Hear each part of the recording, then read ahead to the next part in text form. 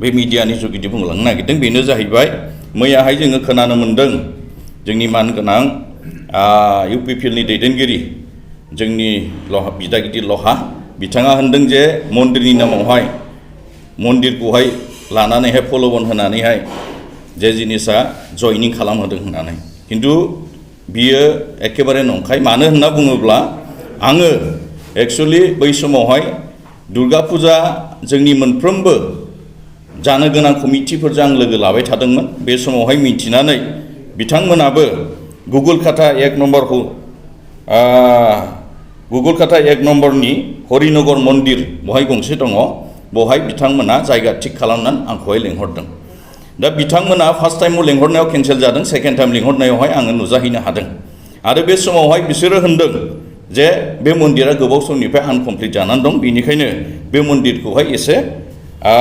सहाय होबा हामगौ होननानै थिग बेबायदिनो आंबो बिथांमोननो खोथा होदों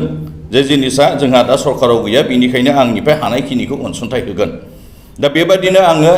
बिसोरखौहाय हानायखिनि अनसुंथाइ हरदों नाथाय बिसिनि बे मन्दिरखौहाय जेब्ला पावाराव फैयो अब्ला कमप्लिट खालामनानै होगोन होननानै बे खोथाखौ बुंदों खिन्थु जे थगायनानै लाजि सिं सिं जयनिं बिसोरखौहाय खालामदों होननाया बियो लाजिथाव बाथ्रा लाजिनांगौआ जों नङा लाजिनांगौआ नोंथांमोनासो मानो होनना बुङोबा नोंथांमोना जाम्बा नङा नोंथांमोना सियान खिन्थु नोंथांमोनखौ बिथांमोना बुरबकसो खालामदों मानो होनना बुङोब्ला जितु बिसोरो चक्लेट जाग्रा नंला दा बिसोरो गोलाव गिदिर जाबाय बैसोगोरा जाबाय बिसोरखौ जोङो ललिपप जाहोनानै बुजायबादि बिसोर लागोन बे नङा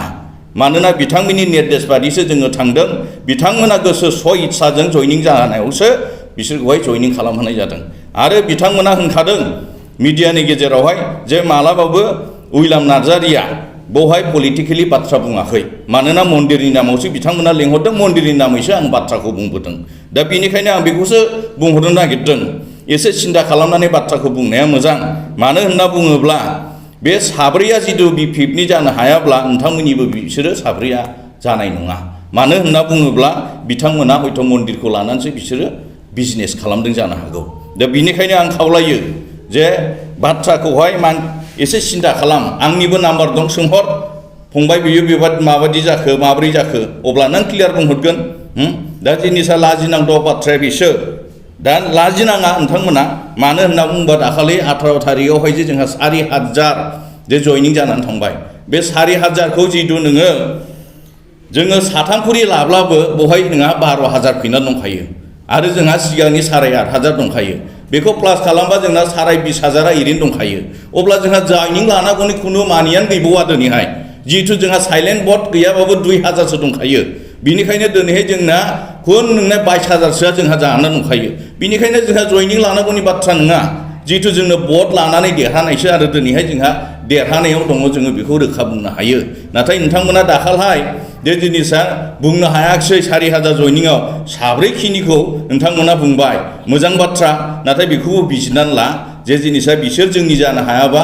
बिसोर नोंथांमोननिबो जानो हानाय नङा मानो होनना बुङोब्ला मन्दिरनि नामैसो बिथांमोना हयथ' बिजनेस खालामो खोमा बेखौ नोंथांमोना बुजिना लानाया मोजां आरो आङो जुमदार ओनसोलनि बा समस्तिनि साफ्रोमबो जनगोष्ठीनि सिगां मोनसे बुंहरनो नागिरदों मेसेज होनो नागिरदों उइलामा जेखिनि बाथ्राखौ होयो बेखौहाय दिनैसिम मावालाबा थायाखै खम बेसि जानो हागौ मावनायनि खेत्रआव नाथाय लांसु फांसु सिगांनि बादि आं सासे बिजाथि नङा आङो गोख्रों सासे बिजाथि हिसाबै ओंखारबोदों बिनिखायनो जायखि केन्डिडेट जाया मानो अपोजिसननिफ्राय जोंहा बेवहाय सिन्था खालामनांगौ गैया आरो आं साफ्रोमबो रायजो राजाफोरनि सायाव आङो बेखौनो मेसेज हरनो नागिरो रावखौबो गिनांगौ गैया रावनिबो प्रल'भनाव थांनांगौ गैया नाथाय बेखौसो बिजित जे हरसाखै जिनिसा उइलामा खामानि मावग्रा नंमारगौना नंमारा नोंथांमोना खेबसे होनानै नाय आंनि खावलायनाया बिसो गोजोनथाव खौरां टिभिएसनि गारि लानो गोसो गुदुं जानाय सुबुंफोरनि थाखाय मोनसे गोजोनथाव खौरां चिरां जिल्ला बिजनीनि बागुरुम्बा टिभिएस गारि श'रुमा नोंथांमोननि थाखाय दुर्गा फुजानि धामाका अफार लानानै फैदों बाइक आरो स्कुटि गारि सालायनो मोजां मोनग्रा रायजो राजाफोरनि थाखाय बागुरुम्बा टिभिएस गारि श'रुमा धामाका अफार होना नोंथांमोननि गेजेराव मोनसे मोजां खाबु होगासिनो दं बिजनि स्टेट बेंकनि साखाथिनि CRPF केम्पनि उल्था सोनाब फारसे थानाय बागुरुम्बा TVS श'रुमाव डाउन पेमेन्ट होनानै नोंथाङा TVSनि गारि लानो हागोन। नोंथांमोना बागुरुम्बा TVS श'रुमाव फैनानै नोंथांनि लुबैनाय बायदि TVSनि गारिखौ लांफैनो हागोन। TVSनि गारि सालायनो मोजां मोनग्रा रायजो राजाफोरनि थाखाय बागुरुम्बा TVS श'रुमा बेनि अनगायैबो गोबां मोजां अफार लाबोदों। बेफोर अफारफ्रानो जाबाय जेरै गंनै हेलमेट फ्री, फुल टिंकी पेट्रल फ्री एसर गिफ्ट आरो TVS कम्पानिनि गासैबो मडेलनि एक्सचेन्जनि खाबुआ एभेलेबल जागोन। आरोबाव गुबुन मोनसे मोजां खाबुआ जादों फाइनान्स लागिरिफ्रा डाउन पेमेन्ट होनानै खम बेसेनाव TVS कम्पानिनि गारिखौ लानो हागोन। लोगोसे आबुङै मिन्थिनो आरो बुकिं खालामनो थाखाय 7002132259 एबा 8638131734 जानबुं नम्बराव कल खालामना खौरां लानो हागोन।